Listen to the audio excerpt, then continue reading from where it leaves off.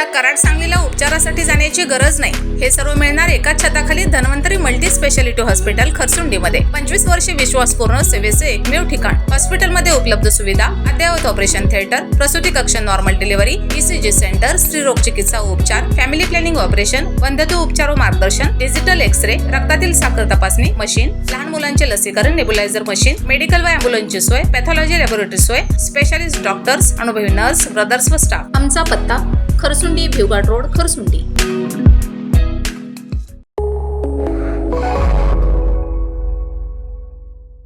नमस्कार, मी मयुरी आणि आपण पाहत आहात 7 स्टार न्यूज. जमीन आमच्या हक्काची, नाही कुणाच्या बापाची, अशा घोषणांनी कोल्हापूर शहर दणाणून गेले. शक्तीपीठ महामार्गाविरोधात हजारो शेतकरी रस्त्यावर उतरले असून आंदोलनाला मोठा प्रतिसाद मिळालाय.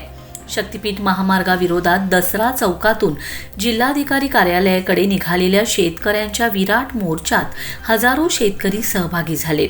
कोल्हापूर जिल्ह्यातील 78 गावांमधून प्रस्तावित असलेल्या या महामार्गाला तीव्र विरोध दर्शवत महिला शेतकऱ्यांचीही मोठ्या प्रमाणात उपस्थिती होती.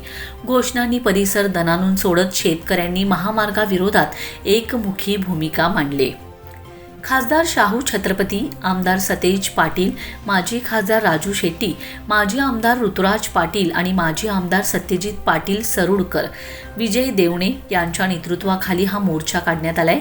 जमीन आमच्या हक्काची, नाही कोणाच्या बापाची, रक्त सांडू पण महामार्ग होऊ देणार नाही, अशा घोषणा देत शेतकऱ्यांनी संतप्त भावना व्यक्त केलेत. दसरा चौकातून सुरू झालेल्या या मोर्चाने शहरातील प्रमुख मार्गावरून मार्गक्रमण करत जिल्हाधिकारी कार्यालय गाठले. मोर्चाच्या शेवटी जिल्हाधिकारी कार्यालयासमोर सभेचं आयोजन करण्यात आले. विविध नेत्यांनी यावेळी शेतकऱ्यांच्या भावना मांडत सरकारने शक्तीपीठ महामार्गाचा प्रस्ताव तातडीने मागे घ्यावा अशी मागणी केली. शेतकऱ्यांच्या जमिनी आणि उपजीविकेचा प्रश्न असल्यामुळे कोणत्याही परिस्थितीत हा महामार्ग होऊ देणार नसल्याचा निर्धार आंदोलनकर्त्यांनी व्यक्त केलाय. गेल्या महिन्याभरापासून आमदार सतेज पाटील आणि माजी खासदार राजू शेट्टी यांनी जिल्ह्यातील विविध गावांमध्ये जाऊन शक्तीपीठ महामार्गाविरोधात जनजागृती मोहीम राबवली होती. त्याला मोठा प्रतिसाद मिळाल्यानंतर या मोर्चाचे आयोजन करण्यात आलं होतं. चंदगड, आजरा, भुदरगड, पन्हाळा, करवीर आणि शाहूवाडी तालुक्यातील शेतकरी मोठ्या संख्येने मोर्चात सहभागी झालेत.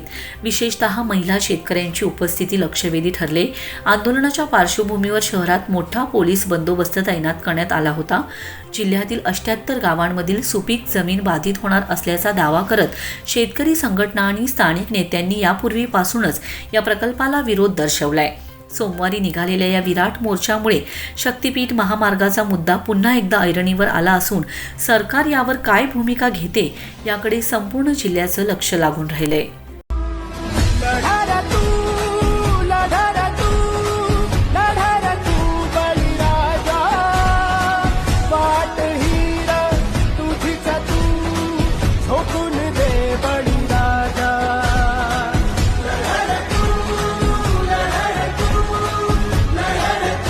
Bureau report 7 star news.